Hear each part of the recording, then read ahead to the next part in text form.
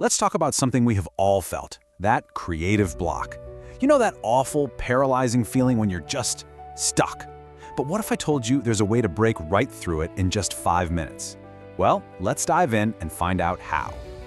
Oh yeah, you know exactly what I'm talking about. You're just staring at a blank page or a blank screen, or maybe a problem at work you just can't crack. It feels like your brain is just frozen on a loading screen, right? There's this dull, heavy pressure. Well, you're not alone. And the most important thing to know is this: you are not broken. I want you to think about it like this. Your brain isn't broken. It's just a blunt knife. And when a knife isn't sharp, it can't cut through anything, not even the thinnest little slice of inspiration. So pushing harder, that's not going to work. You don't need more force. You just need to sharpen the tool. And here is the other piece of the puzzle. Your body is holding on to all of this tension. It's like an emotional barometer, and it's signaling that a storm is coming long before your conscious mind even has a clue. See, to unlock your creativity, you have to stop fighting the battle in your head and start listening to the resistance you feel in your body. Okay, so before we jump into the fix, we really need to understand the diagnosis. Why do we even get blocked in the first place? It turns out, our greatest asset, our intelligence, is also kind of our biggest problem. Let's take a look. So the heart of the issue is what some people call psychological drama. Think of it as that runaway train of thoughts, just chugging along in your head. All the worries, the what-ifs, the fears. We get so wrapped up in this internal movie that it starts to feel way more real than what's actually happening right here, right now. And that's the paradox, isn't it? Your own sophisticated, brilliant intelligence can literally turn against you. This highly evolved hardware we have gets so overloaded with old data, old fears, and it leads to what some folks call mental diarrhea. Your mind just rambles on and completely paralyzes you. I mean, think about it like this. An earthworm does not get writer's block. Nope, it's just out there, being peaceful, doing its eco-friendly thing. It's our complex human brain, with its amazing ability to worry about the future and regret the past, that gets all tangled up. So the real question is, how in the world do we untangle it? All right, now for the good stuff. Let's get to the prescription. This is a simple, step-by-step fix you can use anytime, anywhere. We're calling it the 5-minute brain reset. The whole routine is just 4 simple steps that take about 5 minutes. We're gonna recognize, ground, negotiate, and then finish with gratitude. So let's break down what each of these actually means, starting with step 1. Okay, for the first minute, we're gonna use a simple acronym, RAIN. First, just recognize it. Say to yourself, okay, I'm feeling blocked. That's it.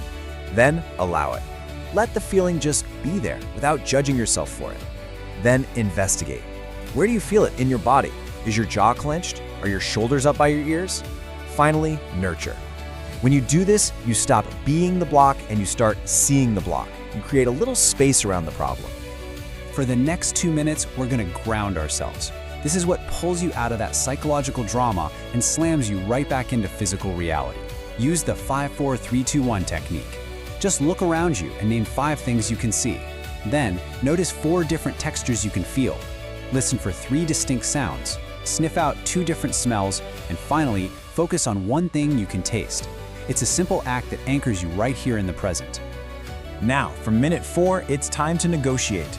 As Jordan Peterson famously said, we are just terrible bosses to ourselves. We're like these little tyrants, cracking the whip and demanding perfection. But guess what? That just makes our inner creative self totally rebel. It's time to stop being such a horrible boss.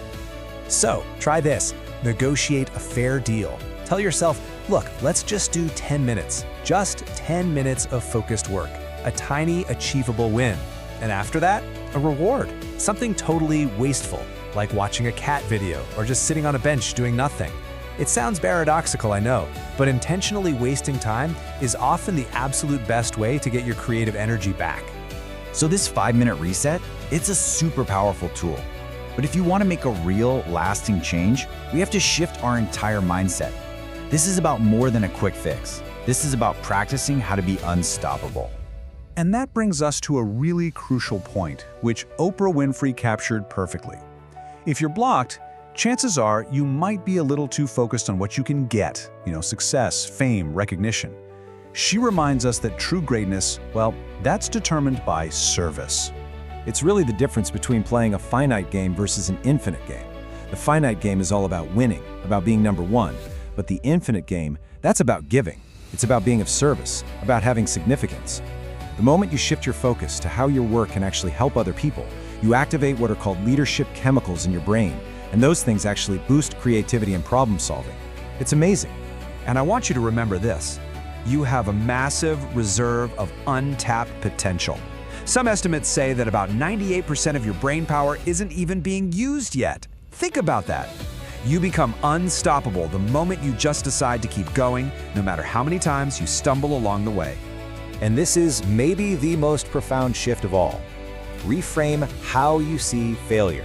A creative block, a setback, a mistake, it is not the end of the world. It's just feedback. It's nature's way of gently nudging you, pointing you in a different and maybe even better direction. It's redirection, not rejection. So I'm going to leave you with this question. Knowing everything we just talked about, what is one tiny micro habit you can commit to starting today to keep that creative engine of yours sharp and running? Your time is precious. Don't spend it being stuck.